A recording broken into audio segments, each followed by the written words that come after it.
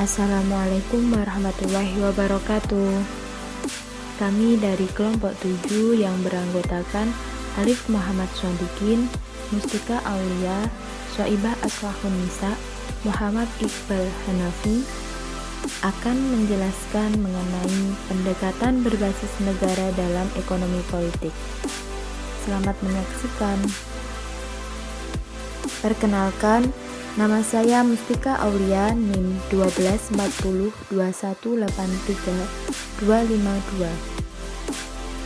Di sini saya akan menjelaskan definisi dari pendekatan berbasis negara dalam ekonomi politik. Dalam bab ini akan membahas tentang pendekatan-pendekatan dalam ekonomi politik yang dipusatkan pada ide tentang negara yang berperan aktif, di mana negara memiliki agenda-agenda yang tidak dapat direduksi menjadi kebutuhan-kebutuhan ada dalam wilayah pribadi. Biarpun memang masyarakat atau masyarakat sipil tidak semata-mata berisi perekonomian saja, tetapi di sini akan menggunakan istilah perekonomian, ekonomi, masyarakat, society, dan wilayah pribadi, private sphere, sebagai tiga istilah yang memiliki makna yang kurang lebih sama, yaitu ketiganya dianggap merujuk pada sistem hubungan pribadi yang dilakukan oleh pelaku-pelaku dalam kapasitas pribadi. Selanjutnya saya akan menjelaskan mengenai otonomi negara. Pada dasarnya, ide tentang otonomi negara merujuk pada kemampuan negara untuk bertindak secara independen dari faktor-faktor sosial, terutama faktor-faktor ekonomi. Otonomi negara menjadi konsep utama dari para teoritis-teoritis aliran statisme seperti Kastner dan Schupel. Konsep ekonomi negara di sini memandang bahwa negara adalah bebas dari pengaruh eksternal atau pengaruh masyarakat. Selanjutnya, pandangan bahwa otonomi adalah kebebasan dari pengaruh eksternal memiliki tiga konsekuensi. Yang pertama, bahwa negara yang dikatakan bebas akan mampu menang dalam melawan tekanan-tekanan dari masyarakat sipil. Yang kedua, bahwa tindakan negara dipandang sebagai tidak dipengaruhi oleh satu kelompok manapun atau koalisi antar kelompok manapun. Dan yang ketiga, bahwa negara dianggap mampu menolak atau menahan tekanan dari luar. Selanjutnya, pendekatan-pendekatan yang memandang bahwa politik harus didasarkan pada kepentingan pribadi akan memandang bahwa agenda adalah sama dengan kepentingan, dan yang bisa memiliki kepentingan hanyalah para pelaku yang masing-masing berada dalam kondisi pribadi mereka sendiri-sendiri. Dalam teori Marxis, kondisi yang dihadapi pelaku ini bersifat material dan objektif, sementara teori utilitarian memandang bahwa kondisi pelaku ini bersifat subjektif. Namun, kedua teori ini sama-sama memandang bahwa pendekatan sosial, institusi sosial, dan tatanan sosial harus dijelaskan oleh tindakan individu yang didorong oleh adanya kepentingan pribadi. Selanjutnya, otonomi negara dipandang sebagai sebuah bentuk akan negara yang tidak dipengaruhi oleh kepentingan ekonomi.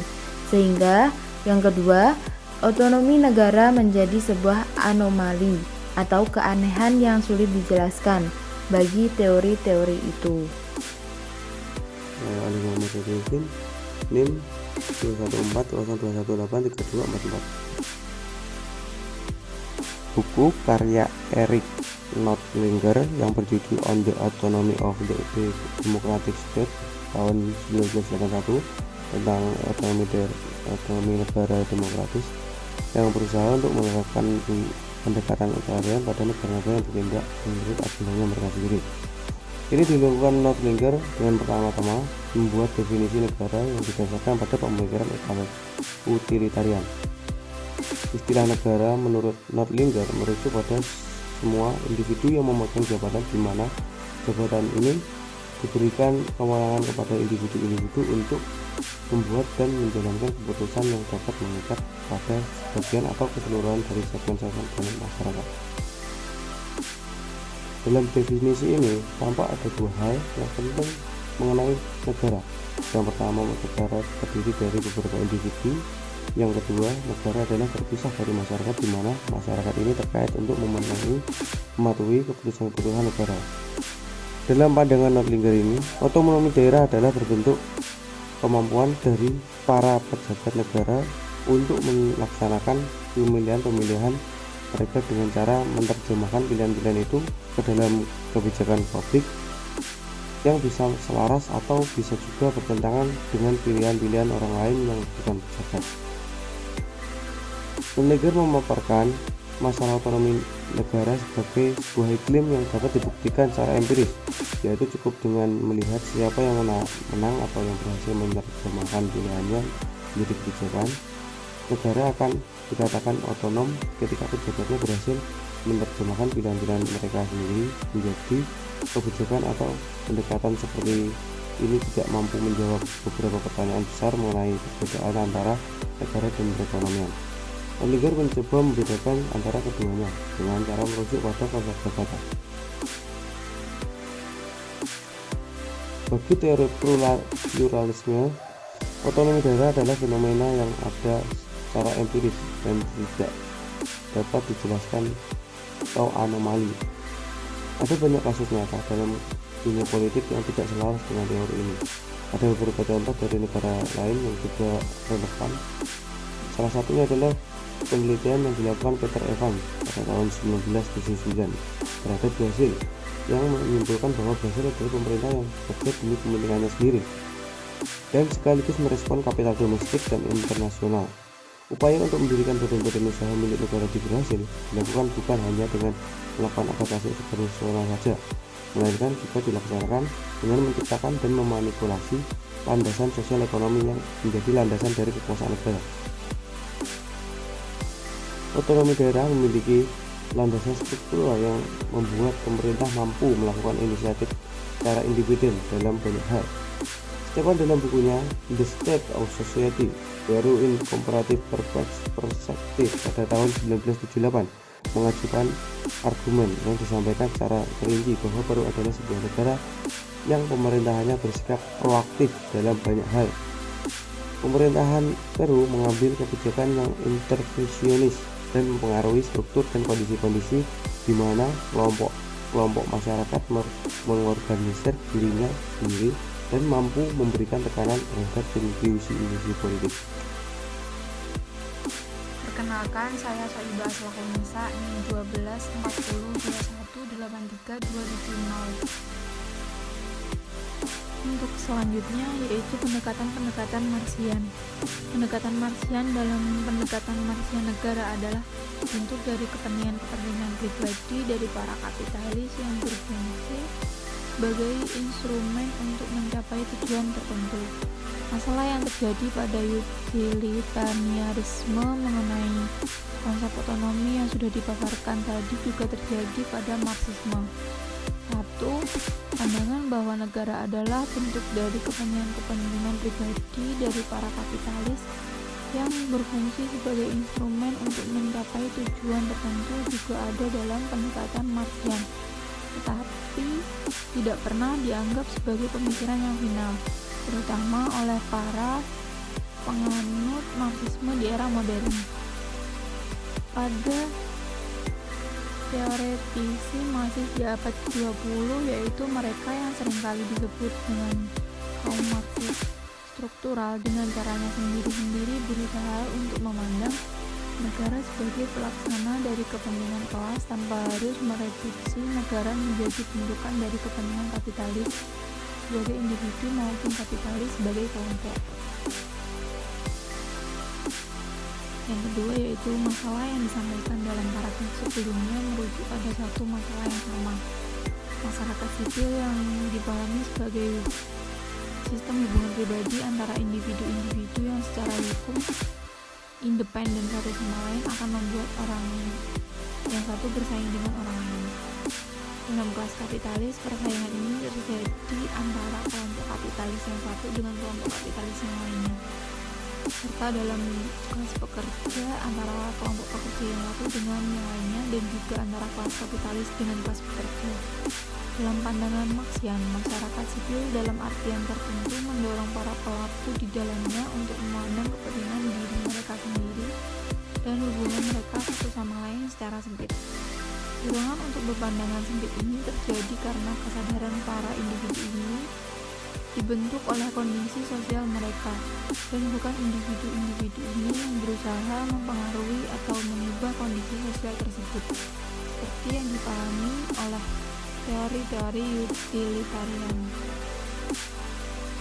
Maka dari itu, untuk melindungi kepentingan real dari kelas kapitalis ini, yaitu untuk mempertahankan institusi-institusi sosial yang memungkinkan mereka untuk terus melakukan akumulasi kekayaan, maka negara harus satu, menyadari bahwa dirinya tidak memiliki kepentingan yang sama dengan kepentingan pribadi dari tiap-tiap individu kapitalis. 2. Memberikan pendidikan kepada kaum kapitalis dan juga kaum pekerja agar mereka memahami pentingnya menjaga kelangsungan dari kepentingan kelas mereka masing-masing. Dalam artian ini, tidaklah sepenuhnya negara lepas dari pembelaan terhadap kepentingan kelas tertentu, sehingga negara tetap bisa dikatakan sebagai bentukan dari kepentingan pribadi anggota masyarakatnya. Tetapi di sisi lain, negara juga harus melepaskan diri dari kepentingan sempit dari individu-individu yang ada di dalamnya. Inilah yang dimaksud dengan pendapat bahwa agar negara bisa sukses dalam menjalankan tugasnya, negara juga harus memiliki otonomi relatif. Perkenalkan, nama saya Muhammad Iqbal Hanafi, NIM 12402183271. Di sini saya akan menjelaskan tentang pendekatan transformasional terhadap negara. Di dalam otonomi daerah dipahami dengan dua artian. Yang pertama, otonomi yang dipahami sebagai agenda negara yang berbeda dari agenda kepentingan pribadi dan tidak bisa ditentukan kepentingan pribadi dari individu-individu dalam masyarakat. Yang kedua, otonomi sejauh ini dianggap sebagai kemampuan negara untuk melaksanakan kemauannya sendiri. Dengan kata lain, otonomi negara berarti adanya kemampuan untuk membuat tujuan dan kemudian mencapai tujuan itu. Otonomi negara didefinisikan sebagai kemampuan negara untuk membuat kehendaknya sendiri, yang tidak dapat dipengaruhi oleh kehendak dari perekonomian. Maka negara memiliki otonomi ini akan berada dalam posisi yang sulit dalam beberapa artian. Seorang individu akan dikatakan memiliki otonomi ketika ia mengubah pengaruh-pengaruh eksternal yang ia terima sehingga menghasilkan dampak-dampak yang bersifat unik, yaitu dampak yang ia hasilkan sendiri. Dalam pemahaman Skocpol, negara dapat dikatakan memiliki otonomi bukan dalam artian bahwa masyarakat sipil tidak mampu mempengaruhi kebijakan dari negara itu, melainkan berarti bahwa tiap-tiap negara memiliki cara sendiri yang unik di dalam menghadapi tekanan-tekanan dari masyarakat sipil itu, dan di sisi lain negara juga ikut berperan bagi jenis tekanan apa yang akan diberikan masyarakat kepadanya sama seperti pada individu. Demikian pemaparan materi dari kelompok 7. Apabila ada salah kata, mohon dimaafkan. Sekian, wassalamualaikum warahmatullahi wabarakatuh.